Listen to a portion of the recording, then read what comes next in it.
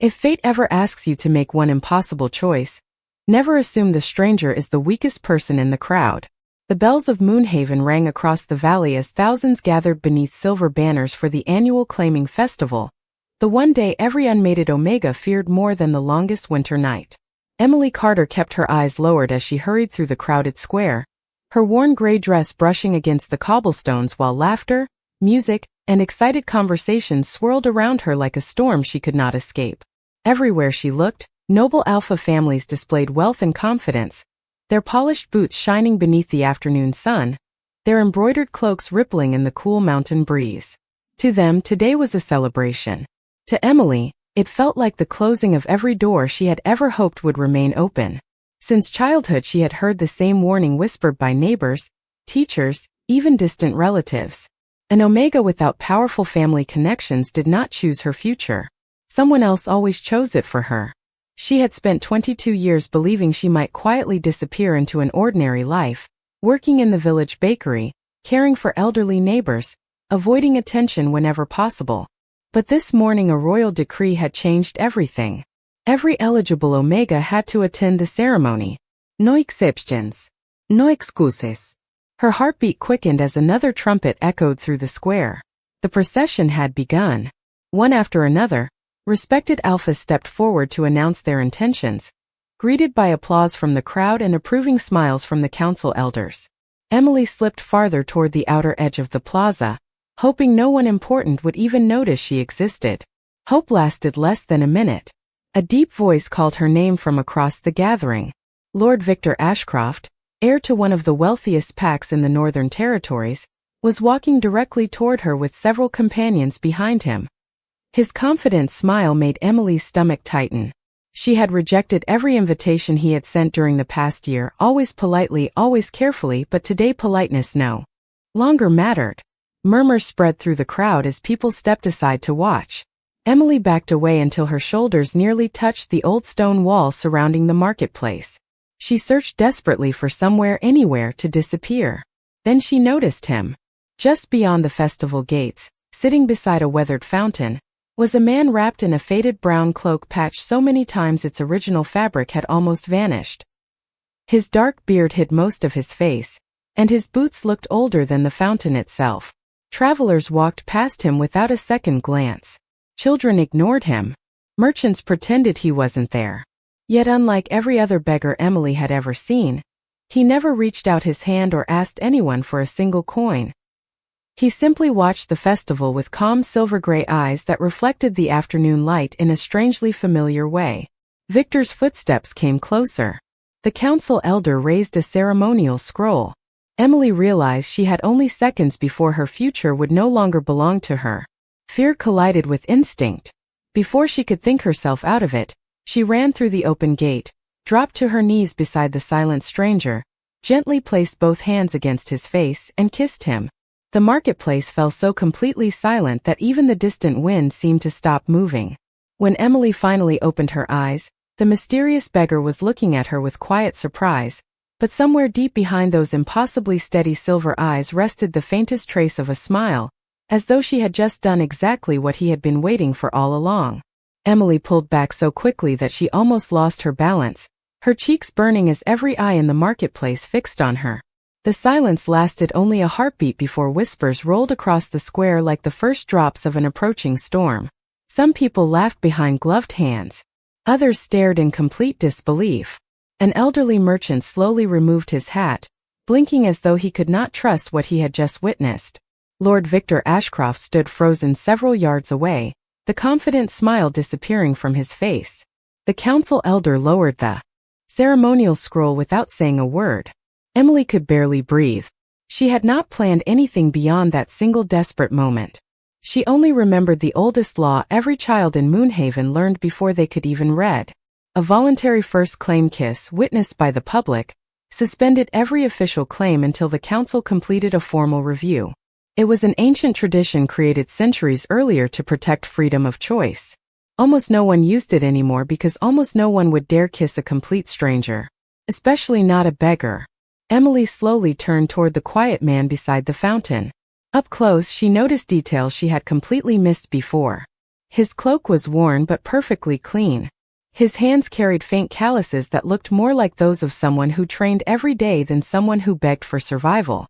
Even the way he sat seemed strangely composed, with an effortless confidence that did not belong to a man forgotten by society. He looked at her for another long moment before speaking in a calm, gentle voice. "You seem to have rescued yourself." Emily blinked in surprise. I am so sorry. I should have asked. I only wanted to stop the ceremony.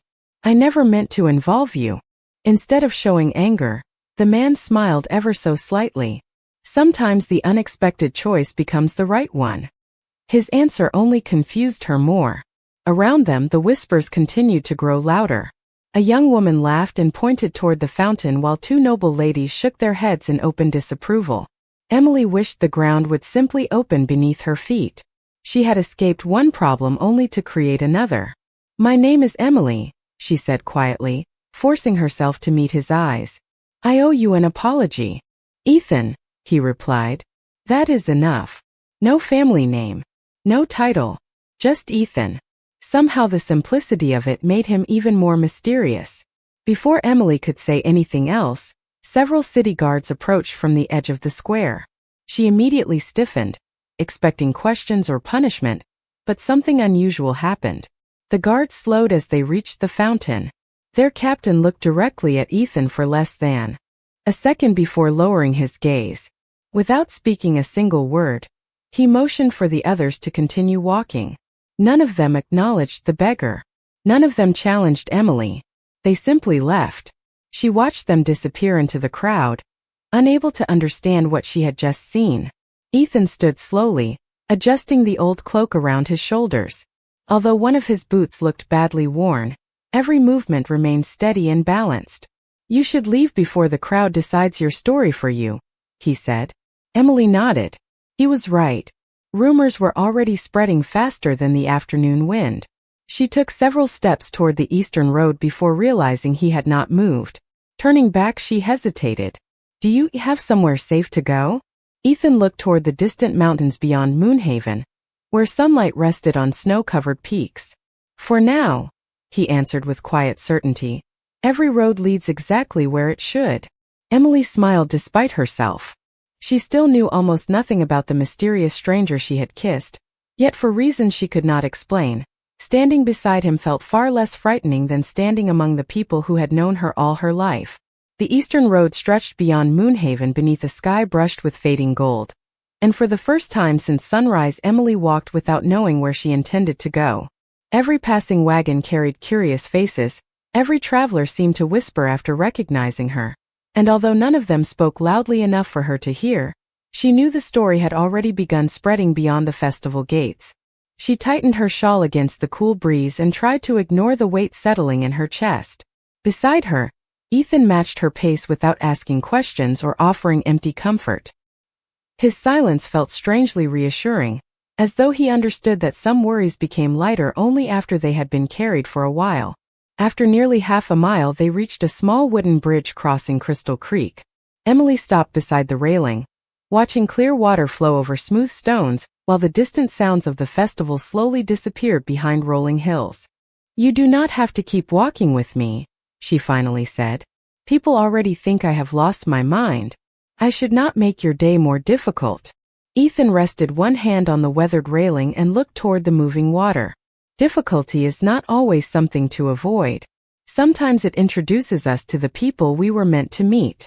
Emily let out a quiet laugh before she could stop herself. "You speak like an old storyteller. Perhaps I have listened to many." She smiled again, surprised by how naturally conversation came despite knowing almost nothing about him. As they continued down the road, they passed a roadside fruit stand where an elderly woman struggled to lift a heavy wooden crate onto her wagon.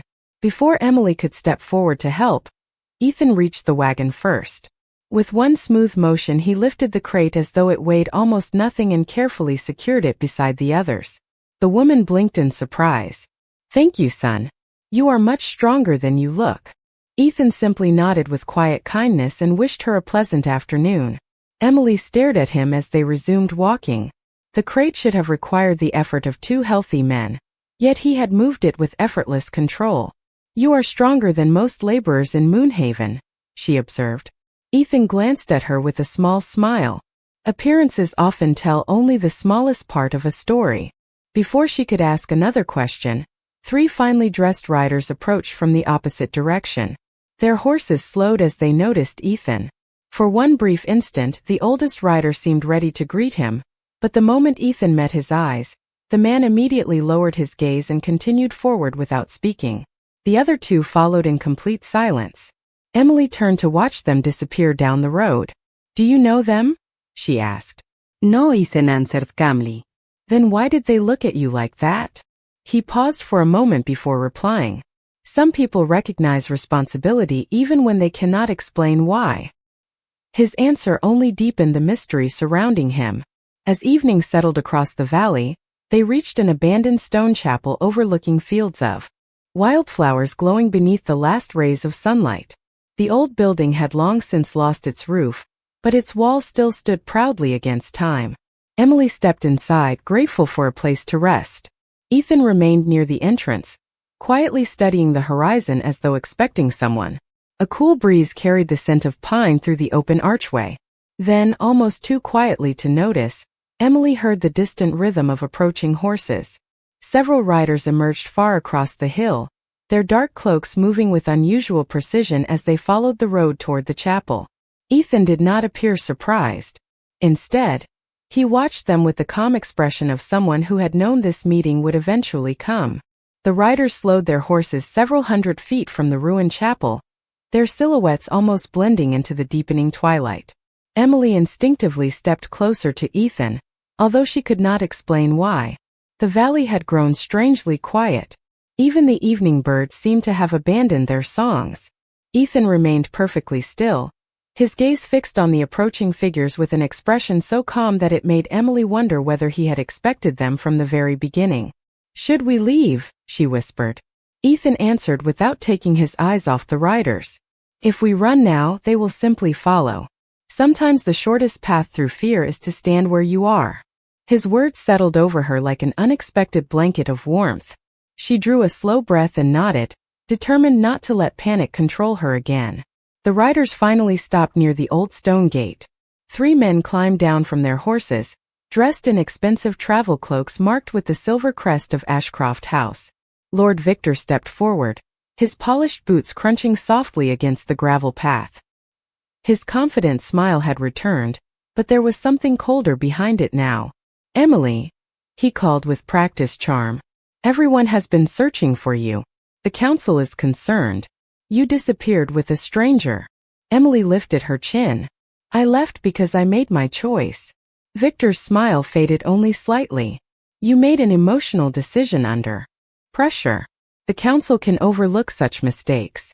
Come back with me, and everything can still be corrected. Emily looked toward Ethan, who remained silent beside the chapel wall, showing no sign of fear or urgency. Victor finally noticed him and laughed quietly. So this is the man who changed today's ceremony. His companions exchanged amused glances. Tell me, Victor continued, did you promise her adventure, or did she simply mistake kindness for destiny? Ethan met his gaze with quiet composure. Neither. The single word carried no anger, yet it somehow ended the laughter almost immediately. Victor folded his arms. You have confidence for someone who owns nothing. Ethan smiled faintly. Ownership is not always measured by gold. Emily noticed something unexpected. Victor's companions, who had seemed eager only moments earlier, no longer looked comfortable. One repeatedly glanced toward the surrounding hills as though waiting for permission to leave. The other avoided looking directly at Ethan altogether. It was subtle, almost impossible to notice, but it reminded Emily of the city guards who had refused to question him earlier that day. Why did people react this way around a man everyone believed was only a beggar? Victor took one slow step closer. Emily belongs among her own people. Whatever little misunderstanding happened at the festival, it ends tonight. Before Emily could answer, Ethan stepped forward. His movements were unhurried, almost effortless, yet something invisible seemed to change the moment he stood between her and the visitors. The evening breeze lifted the edge of his old cloak, revealing only an ordinary traveler beneath it, but his posture carried the quiet certainty of someone completely at peace with himself. "She belongs only to herself," Ethan said gently. "Every choice she makes should begin there." The words lingered in the cool evening air. Emily felt her heart tighten, not from fear this time, but from hearing someone speak the very truth she had long believed no one else understood.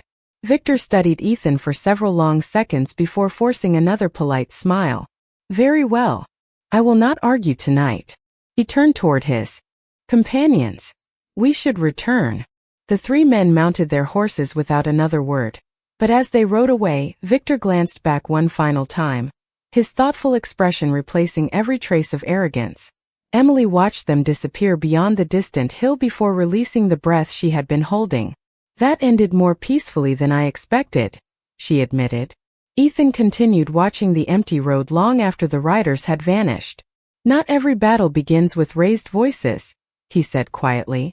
"Some begin when someone realizes they have underestimated the wrong person." Far beyond the chapel, hidden by the first shadows of night, another group of mounted figures appeared on the ridge. Unlike the Ashcroft riders, these travelers wore identical dark cloaks and moved with perfect discipline. The instant they saw the ruined chapel below, every rider brought a closed fist to the center of their chest in silent respect before continuing toward Ethan. The disciplined riders crossed the final stretch of open ground without haste, their horses stopping in perfect formation before the weathered chapel. Moonlight had begun to spill across the valley, painting silver edges along their dark cloaks. Emily counted 8 of them. Every saddle, every polished boot, every carefully fastened clasp spoke of remarkable discipline. Yet none of the riders looked at her first. Every pair of eyes remained fixed on Ethan. The oldest among them stepped forward and removed his hood. His silver hair framed a stern face marked by years of responsibility rather than age. He descended from his horse with measured grace, walked several steps toward Ethan, then stopped.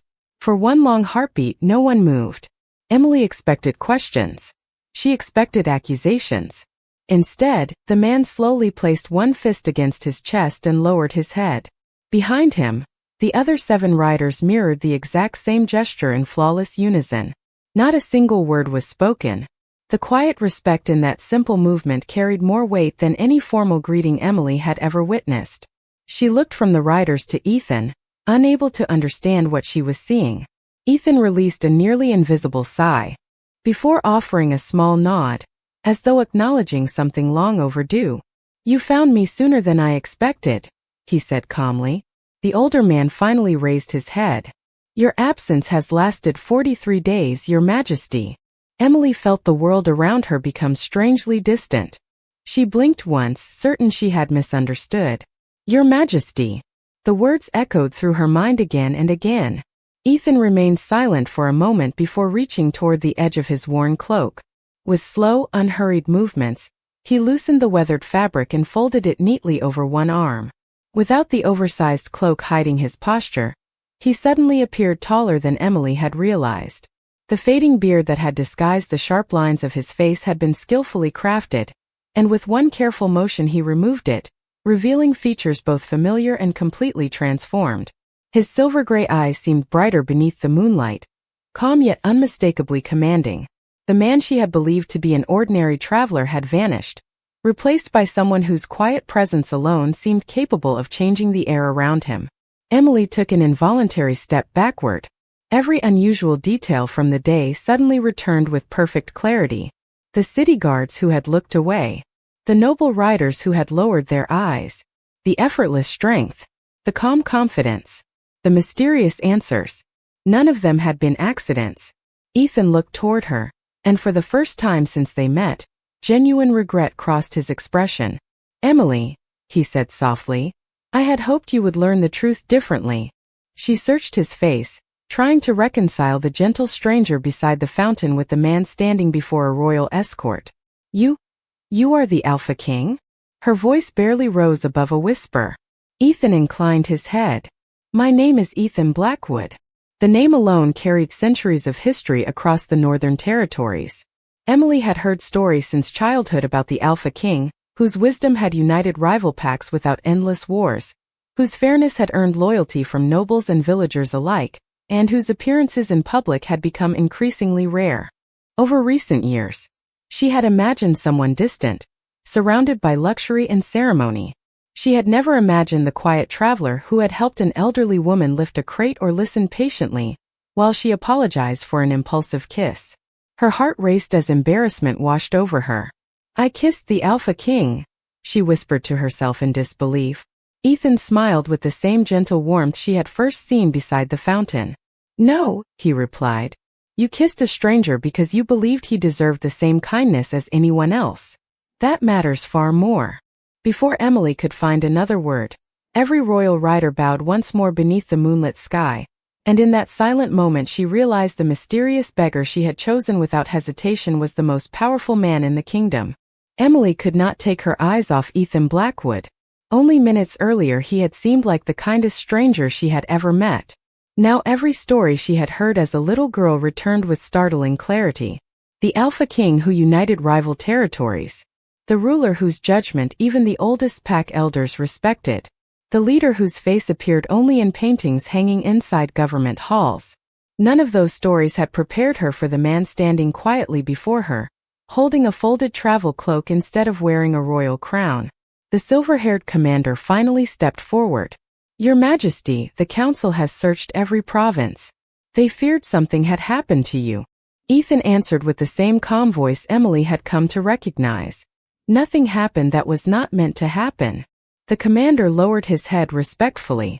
"The court has delayed 3 sessions awaiting your return. The ambassadors have arrived. The council grows anxious." Ethan nodded once. "They can wait one more evening." The commander did not argue. Instead, he stepped back without another question.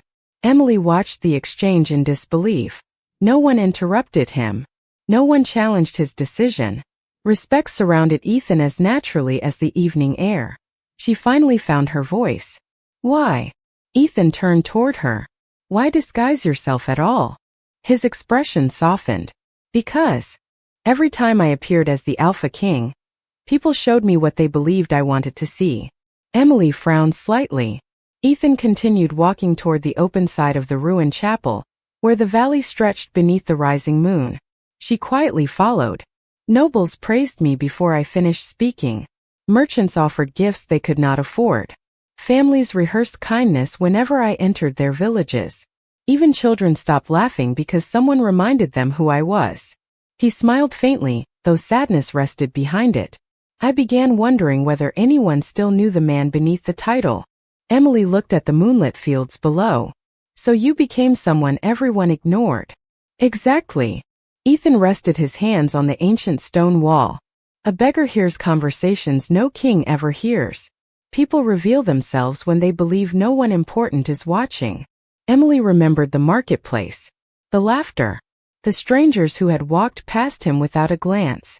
Then she remembered herself kneeling beside the fountain, apologizing for involving him in her desperate plan. "You already knew who I was?" she asked quietly. Ethan nodded. "I knew your name before the festival began." Her eyes widened. "You did? For nearly 3 years." Emily stared at him in complete confusion. Ethan smiled at her surprised expression. "The reports reaching the palace often mention remarkable people. A young woman who delivers fresh bread to elderly neighbors after closing her family's bakery. Someone who repairs broken toys before giving them back to children. Someone who quietly pays another family's market bill without asking for recognition." Emily felt her face warm. Those were small things. Ethan shook his head. "Small things reveal the heart more honestly than grand speeches." She looked away, overwhelmed by the thought that the Alpha King had known about her long before she ever met him. "Then today was a test?" she whispered. Ethan was silent for a long moment before answering.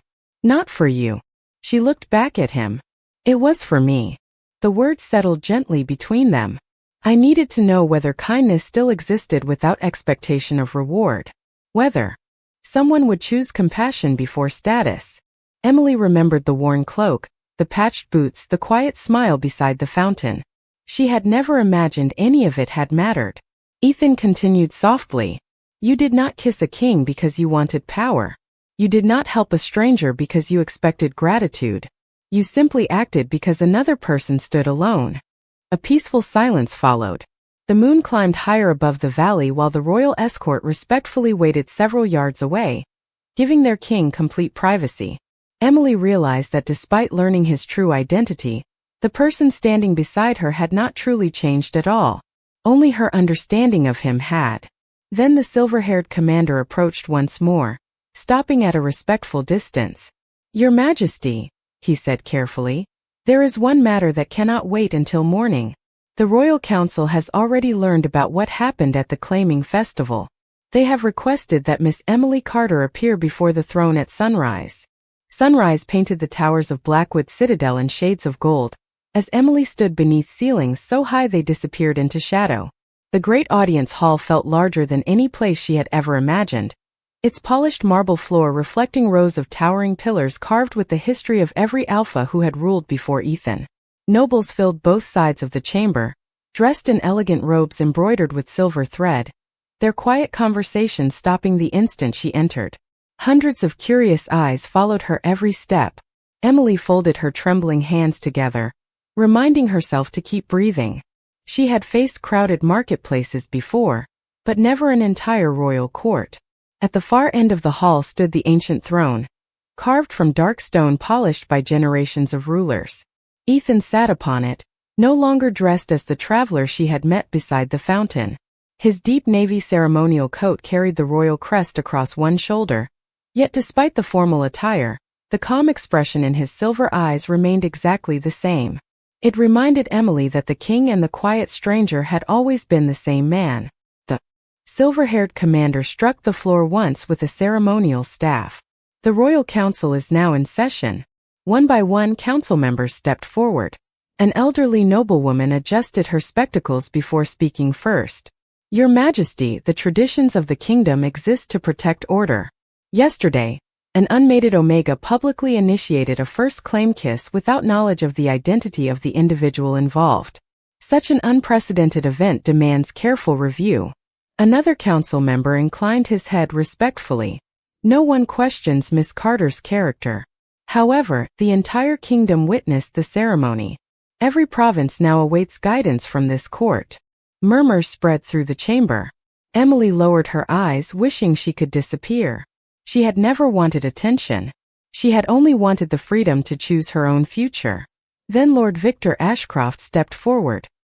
His posture remained polished, but his expression carried none of the confidence he had displayed during the festival. "Your Majesty," he began. Miss Carter acted under extraordinary pressure. She believed she was speaking to an ordinary traveler. Surely no lasting judgment should be built upon a misunderstanding. Emily looked toward him in surprise. His words sounded less like accusation, and more like an attempt to protect everyone involved. The council waited quietly for Ethan's response. Instead of answering immediately, the Alpha King rose from the throne and descended the wide marble steps one at a time. Absolute silence settled across the hall. He stopped beside Emily rather than remaining above everyone else. The simple gesture caused dozens of nobles to exchange astonished glances. Ethan looked across the chamber before speaking in a steady voice that carried effortlessly through every corner of the hall. "Yesterday, every person in Moonhaven believed they understood what they witnessed." He paused, allowing the words to settle. "They believed they saw a desperate young woman kiss a forgotten beggar." His gaze moved calmly across the council. "What I saw was something entirely different." Emily slowly lifted her eyes toward him. Ethan continued, "I saw a woman who believed another human being deserved dignity, even when the world offered him none. She did not ask for wealth. She did not seek influence. She did not know my title. She saw only someone standing alone, and without hesitation she treated him with kindness." The hall remained perfectly still. Several council members lowered their eyes thoughtfully. Ethan smiled gently before adding, "In all the years I have worn this crown, many have bowed because they recognized a king. Yesterday, Emily Carter became the first person to choose me without recognizing one." The words echoed through the chamber with unexpected warmth. No applause followed. None was needed. The silence itself carried respect. Emily felt tears gathering in her eyes, not from fear, but because someone had finally understood the choice she herself had struggled to explain. Then the oldest council member slowly stood, resting both hands upon his carved cane. His thoughtful expression revealed that the morning's discussion had only just begun. "Your Majesty," he said carefully, "if those are your true convictions, then the council must now consider a question that will shape the future of the kingdom itself." The elderly council member allowed the silence to linger before speaking again. "Your Majesty, tradition has always protected the throne from decisions made in moments of emotion. The kingdom must know whether yesterday was simply an extraordinary coincidence, or whether it represents your genuine intention." Every eye in the hall shifted toward Ethan. Emily felt her heartbeat quicken once more. She had entered the royal court expecting judgment. Instead, she found herself standing at the center of a question that reached far beyond her own future. Ethan looked toward the council with complete composure. "My intention has never been clearer." Quiet murmurs rippled through the chamber. Several nobles exchanged uncertain glances while others watched with open curiosity. The Alpha King turned toward Emily, his expression carrying the same gentle warmth she remembered from the old fountain in Moonhaven. "Before I wore this crown," he said softly, "I believed leadership meant making the correct decision every time.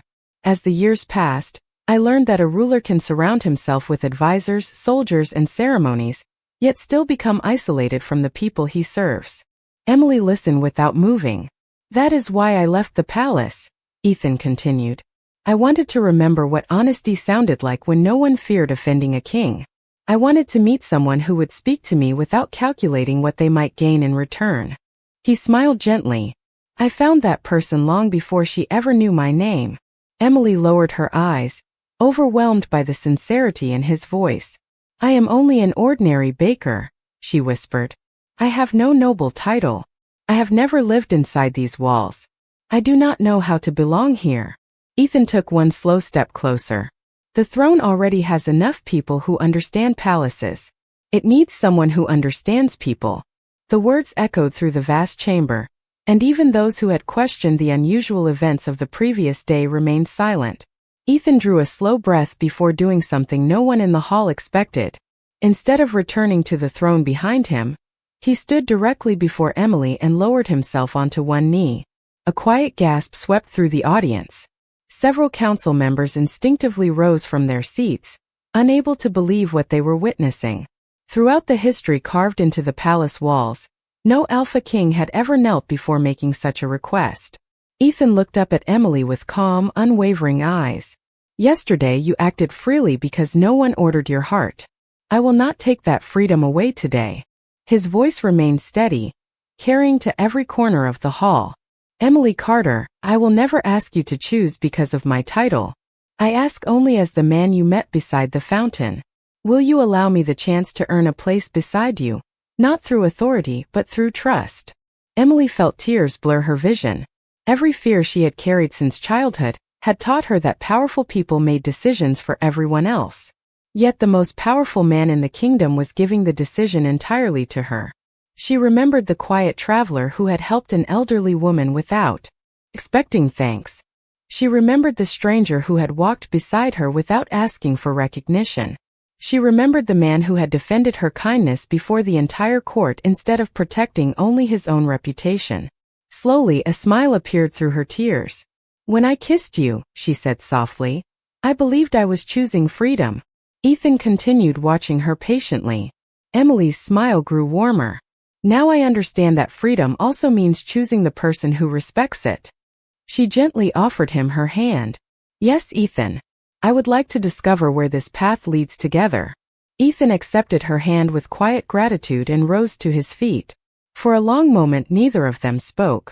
They simply smiled at one another while sunlight poured through the towering palace windows, filling the royal hall with a golden light that seemed to wash away every doubt the previous day had carried. Autumn arrived gently across the northern territories, carrying crisp morning air through the open windows of Blackwood Citadel, as preparations filled every courtyard with quiet excitement. Word had spread far beyond the capital that the Alpha King had chosen his future not through political alliance or noble obligation, but through the simple kindness of an ordinary Omega who had expected nothing in return. Travelers crossed hundreds of miles to witness the celebration. Bakers brought fresh bread before sunrise. Farmers decorated wagons with late-season flowers. Children lined the streets holding hand-woven ribbons that fluttered beneath a brilliant blue sky. Yet despite the grandeur surrounding the palace, Emily insisted on beginning her morning exactly as she always had. Before the ceremony, she visited the royal kitchens and thanked every cook preparing food for the guests. She greeted the stable hands caring for the horses. She carried fresh baskets of warm rolls to the palace guard standing at the front gate, smiling with the same quiet sincerity she had shown long before anyone knew her name. The servants quickly discovered that no title had changed the person she had always been. By afternoon, the great palace courtyard overflowed with families from every pack. Across the kingdom, noble houses stood beside village craftsmen. Merchants shared benches with shepherds. For one remarkable day, rank mattered less than belonging. Ethan waited beneath the ancient moon oak wearing the formal colors of his house, yet those closest to him noticed the same calm smile that had first appeared beside the old fountain in Moonhaven. When Emily walked into the courtyard wearing an elegant ivory gown trimmed with delicate silver embroidery, an unexpected hush settled over the gathering. She looked beautiful not because of jewels or expensive fabric, but because quiet confidence had replaced every trace of fear. The woman who had once believed she had no voice now walked forward with steady steps, meeting every smile with one of her own. Ethan offered his hand, and Emily accepted it without hesitation. The ceremony itself remained simple. The eldest council member stepped forward and spoke of trust, compassion, and the responsibility shared by every leader to remember those who often went unseen. There were no dramatic declarations, only promises spoken clearly enough for every person gathered beneath the open sky to hear. Ethan promised never to place his crown above his character. Emily promised never to allow fear to silence kindness. Together they promised to build a kingdom where respect would be earned through actions rather than titles. As the final blessing ended, sunlight poured through the branches of the ancient oak, scattering golden light across the courtyard. The people responded not with shouting, but with warm applause that seemed to rise naturally from grateful hearts. Among the crowd, Emily noticed the elderly woman whose heavy crate Ethan had quietly lifted on the roadside. She smiled through happy tears. Nearby stood the city guard captain who had silently recognized the disguised king at the marketplace. Even Lord Victor Ashcroft inclined his head respectfully, finally understanding that genuine worth could never be measured by influence alone. Later that evening, Ethan and Emily stepped onto the palace balcony overlooking thousands of lanterns glowing across the capital, the same silver moon that had watched over a frightened young woman beside an old fountain now shone upon a kingdom filled with hope. Emily looked toward Ethan and laughed softly. It still feels impossible. Ethan smiled as the cool evening breeze carried the scent of pine through the city below. The most important moments usually begin that way. She rested her hand in his, remembering the stranger everyone else had ignored and the desperate choice she believed would save only herself. Instead, that single act of kindness had changed 2 lives, and reminded an entire kingdom that true strength never demanded admiration before offering compassion. Sometimes destiny did not arrive wearing a crown. Sometimes it waited quietly beside an old fountain, hoping that one ordinary heart would choose kindness before appearances. And in that simple choice, a new chapter for the kingdom quietly began.